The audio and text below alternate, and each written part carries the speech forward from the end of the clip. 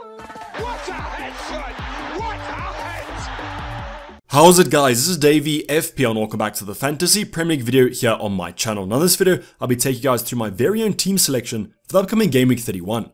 So hopefully Game Week 30 was a good game week for you guys. I'm going to start off the video with the review of the preceding game week. Don't worry though, it'll be quite a quick one as we did go in depth in the transfer plan that I released a few days ago. So we'll start off with a quick review of Game Week 30, then take a look at how the squad currently looks for Game Week 31, and then go over the latest information on Rashford and Luke Shaw as they're on top of our transfer list. Then finally, I'll also give you guys a preview of the future game weeks because the transfers we make this game week with the freedom in mind for Game Week 32 are going to be integral. So that's something you guys are interested in, sit back, relax, and let's get straight into it. So to start off the video, as I've mentioned, I'm going to take a quick look at Game Week 30. Thankfully, we got a green arrow. It was a little bit of a small green arrow though, I think about 4k places, and we're currently sitting on the 137k mark. Now that was because we scored a nice 59 points, which was pretty much the safety score, and that was thanks to our transfer and captain for this game week, who I'll talk about a little bit later on. Then in terms of our transfer plan for the upcoming game week, one free transfer, 0.9 million left in the bank, so a little bit of an upgrade can be made if needed. Let me know how you guys got on in Game Week 30. Was it a good game week? Was it a bad game week? Or like myself, was it a pretty average game week with a little bit of a grey arrow? I'm going to start off with our bench and let's go over the outfield players first. We got Solly March, Rico Henry, and then finally Luke Shaw. So Luke Shaw's an easy one. We got news from Ten Hag that he was going to be out. Of course, that's why I did bench him. There was a little bit of speculation that he might be in the team, but thankfully we could trust Ten Hag and he didn't miss the entire fixture. Now in terms of Solly March and Henry, unfortunately for this week, we did get the bench wrong because March and Henry both outperformed our midfielders and our defenders. But I probably would always bench these assets at the end of the day. As I mentioned, we're going to bench March because it's April. Now our final bench option to go over is going to be Raya, and let's bring in Kepa right now. I always like to kind of compare my goalkeepers like for like. Thankfully we started Kepa, got us 3 points. Raya got 0 points because of an unlucky own goal, but at least we started the right option. Now Kepa didn't keep a clean sheet but did get an extra save point, which is always valuable. Now moving into our defensive department, and we got Botman and Trippier. Unfortunately lost the clean sheet. Our double Newcastle defense, we were quite reliant on them, but the defensive returns didn't come in Game Week 30. Now added to that, Botman also got a yellow card, so only the 1 point appearance, whereas Trippier netted 2. Then our final defender, Stupinan, also only got 1 point, but luckily we did own the Spurs attacker that scored against him, so not too mad about that one. But as you guys can see, Rico Henry on the bench. If only we started him over a Botman or a Stupinan, that would have given us a little bit of a boost on that green arrow. Now moving into midfield department, and it's not looking that good, I won't lie to you guys. We've got Matoma. We obviously started him over Solly March, a 5 point difference there. However, I do think I was slightly unlucky not to get any Matoma attacking returns. Now I know there was a lot of controversial decisions, let's not get into those, but if you are a Brighton fan, quite unlucky in that loss to Spurs. Probably my biggest disappointment of the game week, a little bit ironic because I am a Liverpool fan, but it's going to be Saka. I just thought if Arsenal would score, I mean if they're going to score anyways, just let it be Saka to get me some FPL points. Arsenal ended up scoring 2, Saka wasn't involved in any of them, whereas the other wing Martelli was involved in both goals. So Saka also got a yellow card for time wasting that came back to bite him because Liverpool equalised, so a little double whammy there and he ended on only 1 point. Now 2 United assets also quite disappointing, but for different reasons. I don't think I'm really disappointed in Rashford. He was captained by a lot of people, his effective ownership was over 100%, so the less points he scored was better because obviously I didn't captain him. So he ended up on an assist, but if you guys did captain him, it would have been mighty unlucky. If you guys do follow me on Twitter, I mentioned 4 big chances, an XG of 1 in the first half, so to come out of that game with only 1 assist, that's super underperforming. But as I mentioned, I didn't captain him, so I was pretty happy, but if you did, that was a very unlucky game week. Then we have Bruno Fernandes, who started basically as a centre back with Casemiro suspended. He dropped back in that midfield, and therefore his attacking threat wasn't that great. But what I will add though is that he did create 2 big chances that should have been finished, and if those 2 chances were converted, we could have had a double-digit return. So yes, Bruno was playing more reserve, but he still was creating some attacking output, which was nice to see. Then finally going over our forward line, and the reason I got a green arrow was the transfer in this week was Ivan Toney to Erling Haaland. We stuck to the plan, we went for the Norwegian, and also put the Kamsi on him. So he ended up on 12 points, doubled to 24 with that Kamsi, and the best option in our team and the game week, so I was super happy. Now if you guys didn't go for Haaland, I've seen some people on my Discord server, some legend members even saying they missed the deadline, what should they do? I definitely try and bring Erling Haaland into your team as soon as possible. Other than that though, our forward line was where the points came from. Ollie Watkins with a nice 7 points right at the death, scored, took his shirt off, got a yellow card, but I wasn't too mad about that one. Just keeps on scoring at the current moment, and Villa look like a great attacking side, so really nice to keep hold of him for the future game weeks. Then finally, mentioning a Stupinan, we've got Harry Kane. So Harry Kane scored the second goal for Spurs against Brighton, wiping out a point from a Stupinan, but gaining a few for Harry Kane, including some bonus points. So the one word to describe Kane this season has been consistent in terms of FPL and the Prem as having a great season, unfortunately a little bit overshadowed by Erling Haaland.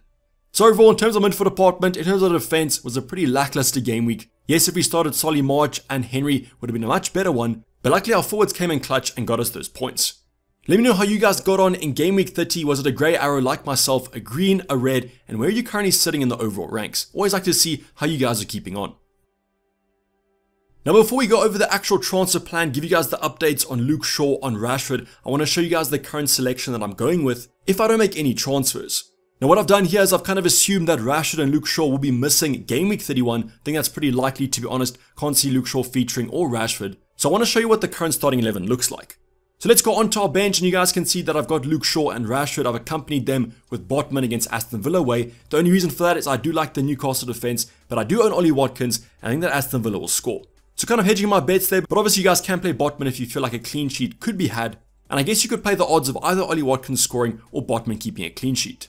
Now what I will add is there is a little bit of hope that maybe Luke Shaw does feature in game week 31. So on my current team, I've actually got him on my starting 11, but for the sake of this talking point, I've put him on the bench. Now going over our goalkeepers, let's talk about our starting goalkeeper and our first bench option. It's a 50-50 between these two. Really do prefer Raya though with that lovely fixture against Wolves away. So if you guys did watch the Ultimate Guide yesterday, you'll know that Wolves are struggling to score at the moment. The XG on penalty isn't that high, and that's why I feel more comfortable with a Raya clean sheet than Kepa, who has Brighton at home. I also do own 2 Brighton assets, so I'm kind of hoping that they do score against Kepa, and that's why I think Raya is the better option. Now moving to the rest of our backline, I've got the double up in the Brentford defense. A little bit tough, to be honest. I don't really trust the Brentford defense that much, but I do like this fixture for Rico Henry against them. It does offer some attacking threat, I guess, going forward, maybe against Wolves if they do sit back and get more up the pitch, because recently he hasn't had that attacking outlet. So let's just hope that Brentford do keep a clean sheet because I've got 2 of their defenders. Then kind of an obvious one, a very popular selection, Kieran Trippier against Aston Villa away. I'm comfortable playing Kieran Trippier rather than a Botman because he always does offer that attacking threat. Aston Villa have been conceding a few in the past couple game weeks, so no reason why Trippier can't get an assist in this one. Then our final option, because obviously Luke Shaw is out, I have to put a Stupinan in my back 3, and here's Chelsea away, not the best game on paper. But Brighton's defensive stats aren't that bad as Stupinan does get quite forward, so almost similar to kind of a Rico Henry here, where I'm hoping for an assist as the clean sheet isn't that likely. But if I was to replace one of my defenders and have Luke Shaw in, I would obviously bench a Stupinan because he has the toughest fixture. Then moving on to midfield department, and I've got my kind of differential inverted commas because within the higher ranks, still very highly owned, it's Bukayo Saka against West Ham away. Now I just really hope that Saka does repay the patience because I could move him on for a Grealish. I could have taken him out last game week, but I didn't. So please repay the faith against West Ham away, who have been conceding a few goals. Now the XG conceded isn't actually that bad, but I do trust that Arsenal attack, but I might wish that this was Martinelli rather than Saka. We then have our 2 Brighton midfielders, and this is really comes down to the fact that I am benching Rashford. Now I can play both of them instead of just one of them. So Matoma and March, no benching headaches this week. Both have Chelsea away, fine game on paper. I trust that Brighton attack, and even though the Chelsea defense has been pretty solid, I can see Brighton scoring.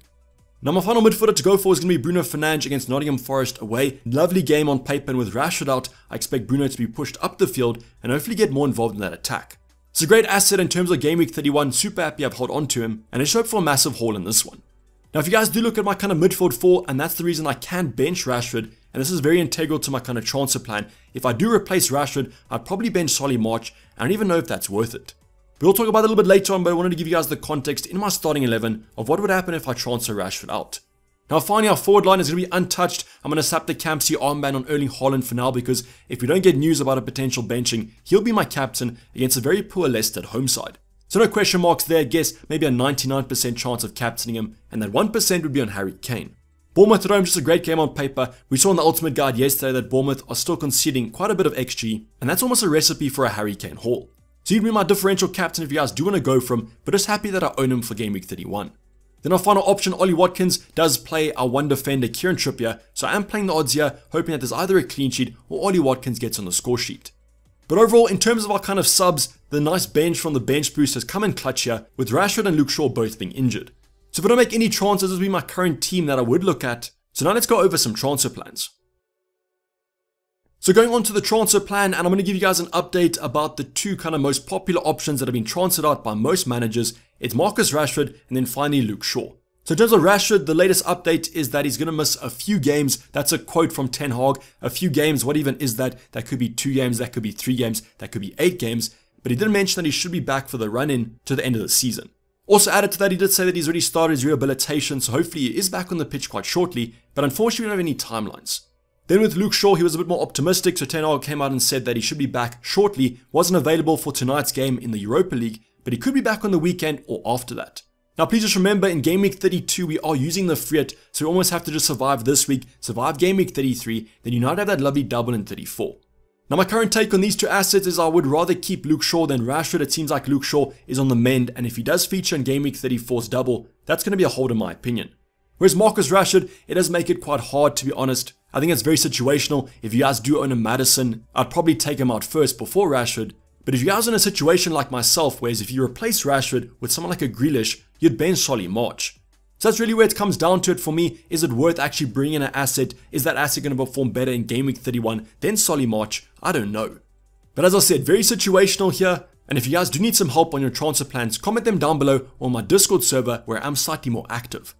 But going on to my transfer plan, and I do think there's a possibility that I do replace Marcus Rashford. Let's just say that we do get news that he's potentially out for the long term. We'll definitely miss Game Week 34. I might actually take him out. Now there are a few replacements for Marcus Rashford around his price point, but my favorite currently is going to be from Man City, and that's Jack Grealish. Now Jack Grealish just seems to be more nailed than these other kind of Man City midfielders. You go for Kevin De Bruyne if you have the funds, but at his price point, I prefer Grealish over someone like a Mahrez. Now if you guys do want to take a 1 week punt, I definitely would go for Mahrez over Jack Grealish. So let's say you guys are wildcarding Game Week 33, Game Week 32, then I'd go Mahrez over Grealish because he was benched in the Champions League.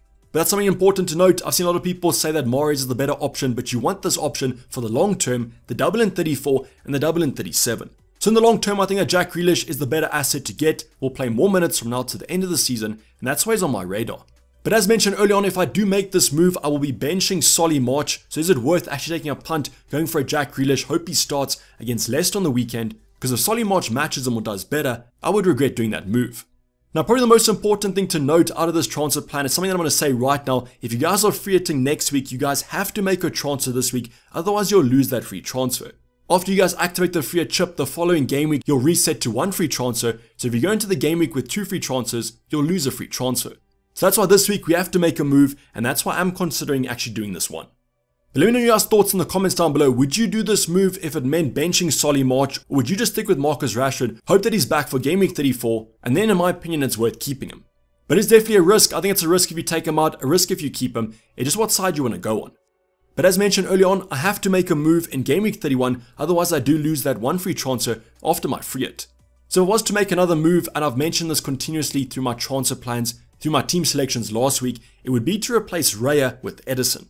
Now I know this move seems quite boring, it is a luxury move at the end of the day, but as mentioned, I have to use this free transfer, and Edison's someone that I want because I want a Man City defender for the upcoming doubles. Now I like Ake, I like Stones, I like Ruben Diaz, but I generally think that Edison might be the only defender from Man City to start every game.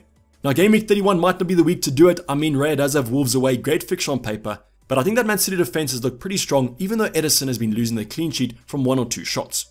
I don't think that will continue, and I think that he should be fine for the upcoming game weeks, and that's why if I was to do another transfer besides Rashford, this would be the one. Now there obviously are other moves that I could look at. Let's just say Luke Shaw is going to be out, maybe he makes the injury worse and he's going to be out for the long term. I could rather take him out for a Nathan Ake if I see fit. But currently for me it's between these two moves. I like the upside of the Grealish move. I just believe with 8 game weeks left, we have to take some punts, but Solly March might be secured against Chelsea away. But let me know your thoughts on the transfer plan down below, but now let's get on to some future game weeks for perspective. Now the game week I want to focus on is going to be Game Week 33. I've already shown you guys my Game Week 31 team. If I bench Rashford, if I bench Luke Shaw, I can simply just play Solly March and Estupiñán. So now let's fast forward to Game Week 33. So we've just used the Game Week 32 free hit. Let's just hope that we get a green arrow after that free hit. And now let's set our bus team. So as you guys can see, let's just say that Luke Shaw and Rashford are both going to be missing for Game Week 33 as well. I don't think the starting 11 looks that bad. You can see once again that we do start Solly March and Matoma. They have Nottingham Forest away. Great game on paper. Guess the only question mark might be, do we start Saka against Man City away? So if we did own a Grealish over a Rashford, we could play maybe a Jack Grealish over a Saka, as it is a home fixture for Man City. But generally that might be a little bit of a sideways move there. Saka versus Grealish, who scores more points in that fixture? That might be a little bit of a 50-50. Then in terms of defense, you can see that we've got Trippier, Botman and Estupiñán, so we can also bench Luke Shaw if he's not available. Then in terms of defense, if we do go for Edison, he does have Arsenal at home, which is a little bit of a bad fixture, but I guess our other goalkeepers don't have great fixtures as well. The reason I want to show you guys Game Week 33 is that I probably will bank a transfer in this game week so that I can bring in Mo Salah for free in Game Week 34. That'll probably be Harry Kane out, Mo Salah in for Saka with those 2 free transfers. So if I was to do a Jack Grealish in Game Week 31, I would probably play him over Saka, but I guess Saka could do well in this fixture. That's why at the current moment I'm thinking about maybe just keeping Rashford come Game Week 33. If he is going to be out, we can make a switch and then just take a minus for it in Game Week 34 for Mo Salah. So that's my current thinking. I don't know if you guys disagree with me, do agree with me, because at the end of the day, it doesn't even matter if Rashford's out for that many game weeks. The fact is, do I bring in Jack Grealish to replace a Solly March when Solly March could do pretty well?